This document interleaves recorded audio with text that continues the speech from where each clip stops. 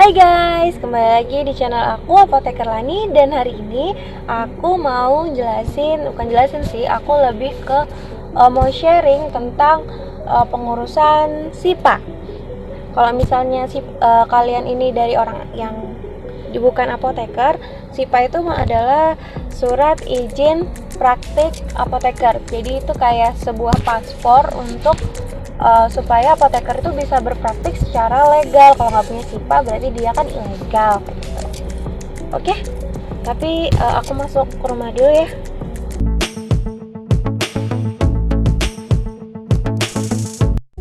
Nah guys, sekarang udah di kamar aku ya. Ini aku biar jelas aku pakai headset, soalnya kemarin banyak yang bilang kalau misalnya video aku tuh suaranya nggak jelas karena emang sebenarnya udah ada yang pakai headset, cuma ternyata emang nggak kedengeran gitu ya. Ini sebelum kita memulai, ada baiknya kita meminum teh dulu.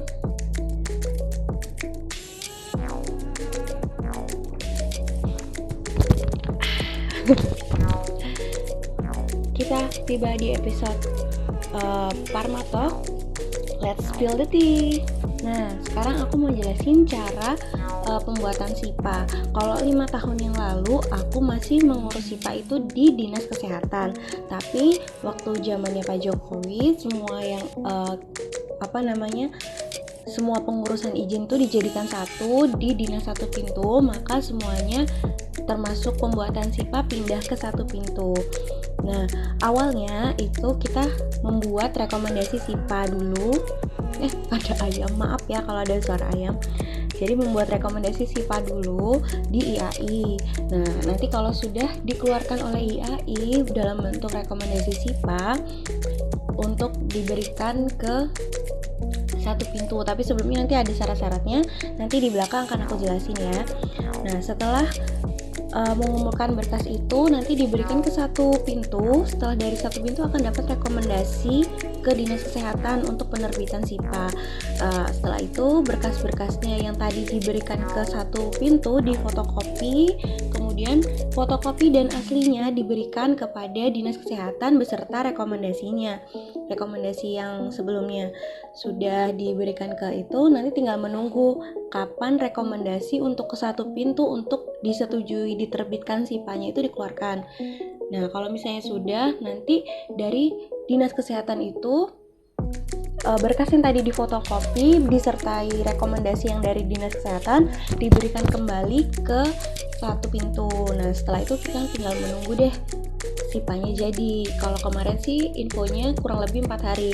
Kalau yang kemarin juga dari satu pintu ke dinas kesehatan itu aku membutuhkan waktu 4 hari untuk jadi rekomendasinya. Semua itu sih tergantung daerahnya ya. Kalau mungkin kepala dinasnya ada yang sibuk, ada yang enggak begitu. Kalau dari rekomendasi ya kan, kalau di Lampung Tengah ini sekarang sudah nggak cuma di Lampung Tengah sih, di Provinsi Lampung udah pakai siap.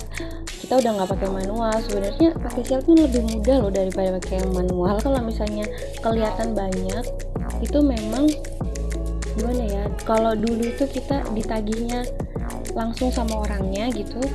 Nah, sekarang ini per kita ulang tahun ditagihnya. Terus apalagi kalau misalnya kayak bikin rekomendasi tuh, kalau dulu kan nggak ditagih langsung sama bendahara. Kalau sekarang ini ditagih dulu baru bisa bayar, baru keluar rekomendasinya gitu. Yang jelas kalau di sini kan pakai siap, udah input siapnya nanti itu akan dibaca sama si sekretaris atau ITPC. Nah, nanti ITPC ini akan mengapprove semuanya. Kalau dokumen yang dirasa udah lengkap, biasanya dikonfirmasi. Kalau misalnya belum lengkap, mungkin dibatalkan kayak gitu.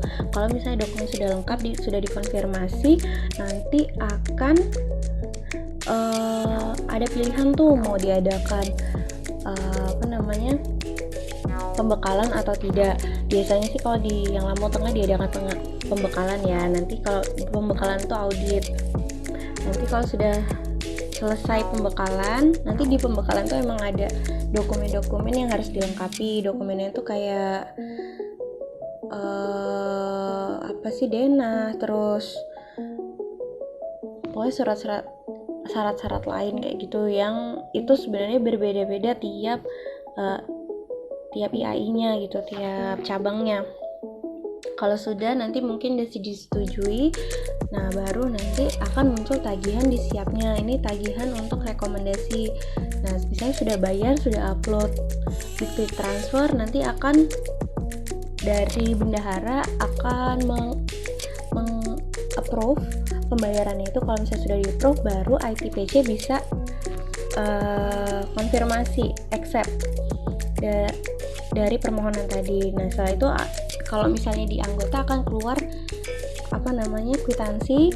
Nah itu kita harus ngisi ini dulu kepuasan. Setelah itu baru ngambil si rekomendasinya itu di pengurus IAI gitu. Rekomendasi udah jadi nih, udah bisa langsung ke PTSP. Aku akan taruh di sebelah sini apa saja persyaratannya. Minum teh dulu ya.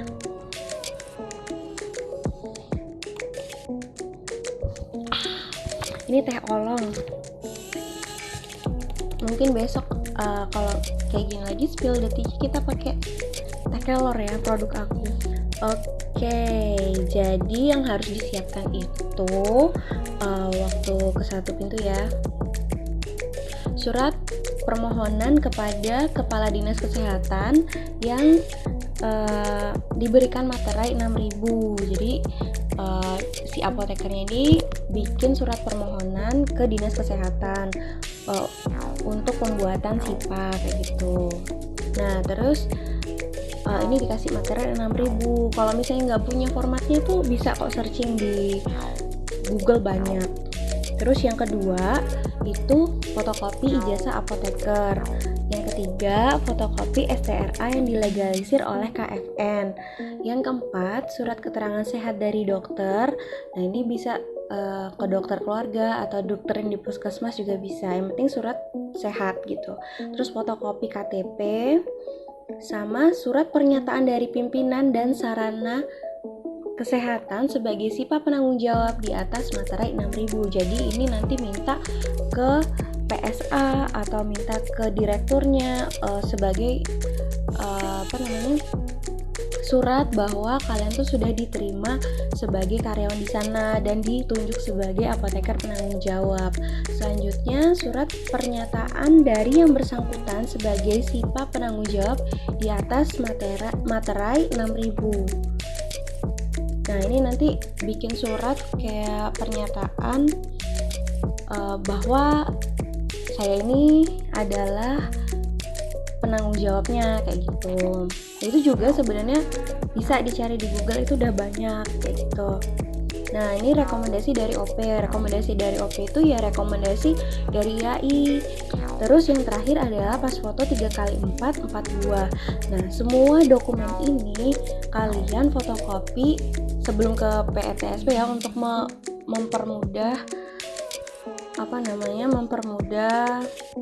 dan mempercepat langkah kita. Jadi kita nggak perlu dari PTSP udah fotokopi dulu, nggak perlu. Jadi begitu ini langsung fotokopi 3 rangkap aja untuk siap-siap 3 rangkap, karena 1 rangkap nanti akan ke PTSP, rangkap kedua nanti akan di Dinkes, terus rangkap ketiga untuk jaga-jaga.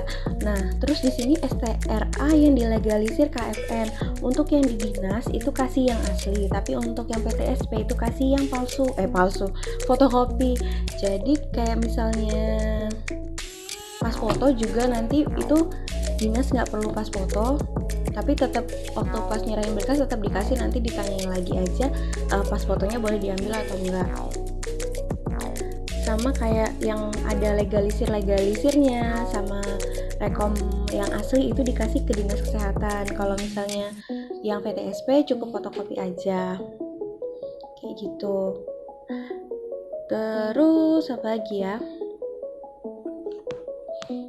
nanti setelah dari dinas kesehatan biasanya akan dapat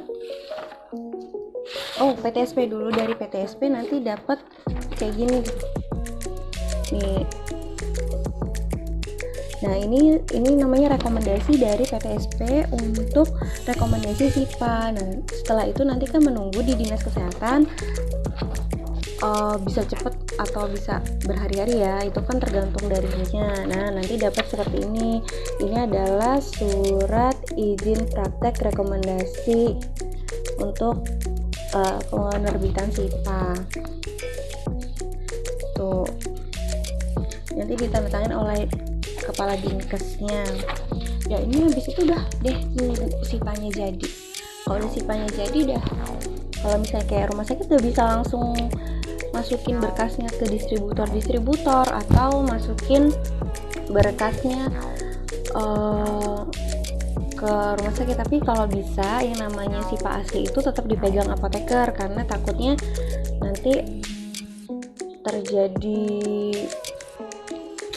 ada masalah gitu kan, ternyata SIPA kalian ditahan gitu. Itu lebih baik sih SIPA dipegang sama apotekernya sendiri gitu. Oke guys, sekian dulu penjelasan dari aku. Kalau misalnya masih ada pertanyaan bisa tanya aja di bawah, insya Allah aku akan jawab. Kalau misalnya kalian suka video ini, jangan lupa di like, terus jangan lupa komennya yang membangun ya, jangan yang gak membangun gitu. Jangan jadi orang yang negatif guys. Oke. Terus abis itu kalau misalnya mau ngikutin bisa klik bel di bawah itu juga. Terus jangan lupa tonton video yang lain. Mungkin aku lain kali akan nggak tahu deh. Oke, see you next time. Beserdi